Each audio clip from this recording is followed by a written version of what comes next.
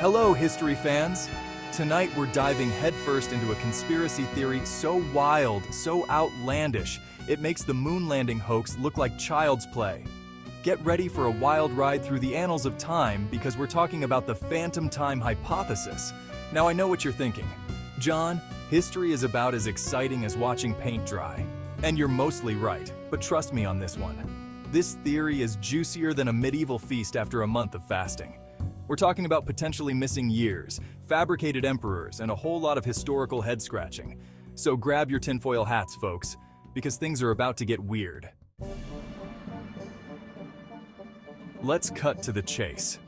The phantom time hypothesis, dreamed up by this guy named Heribert Illig, who, let's be honest, sounds like a Bond villain, claims that a big chunk of the early Middle Ages never happened.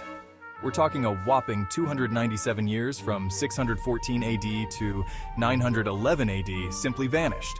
Poof, gone, like they never existed. According to Illig and his band of rogue historians, this period was a big fat lie, cooked up by none other than, get this, the Holy Roman Emperor Otto III. Why? No one really knows. Maybe he was bored. Maybe he wanted to seem cooler by claiming a connection to the year 1000 AD. We may never know the answer. Think about it. If this theory is true, everything we thought we knew about this period is bogus.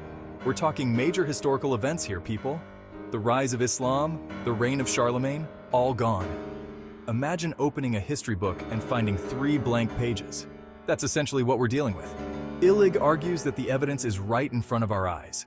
He points to inconsistencies in the historical record, weird dating systems, architectural anachronisms, and a general lack of documentation.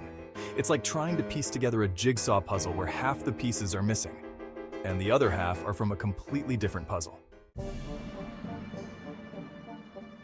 Section 4, Charlemagne, History's Greatest Myth. Now, let's talk about Charlemagne. This guy was a big deal. We're talking the king of the Franks, the Holy Roman Emperor, the father of Europe. He's like the Beyoncé of the Middle Ages. But what if I told you that Charlemagne was about as real as a unicorn riding a dragon? According to the phantom time hypothesis, Charlemagne is a complete fabrication, a figment of some medieval historian's imagination. And let's be honest, his story does sound a bit too good to be true. Conquering lands, spreading Christianity, uniting Europe. It's like something out of a Disney movie. Section 5. Historians say, hold your horses. The case against phantom time. Okay, before you start burning your history textbooks, let's hear what the experts have to say.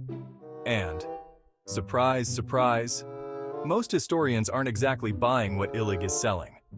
They argue that while there may be some gaps and inconsistencies in the historical record, because, let's face it, history is messy, that doesn't mean we should just throw out 3 centuries.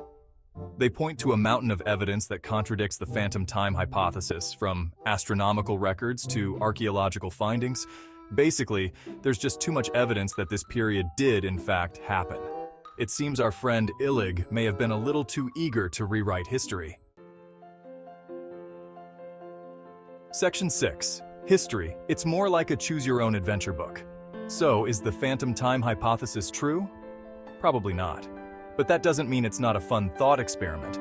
It forces us to question what we think we know about the past and to acknowledge that history isn't always as black and white as we might think. At the end of the day, history is a story we tell ourselves about the past.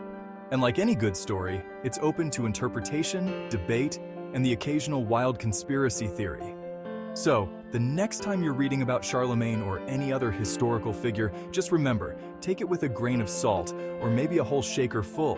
You never know, they might just be a figment of someone's imagination.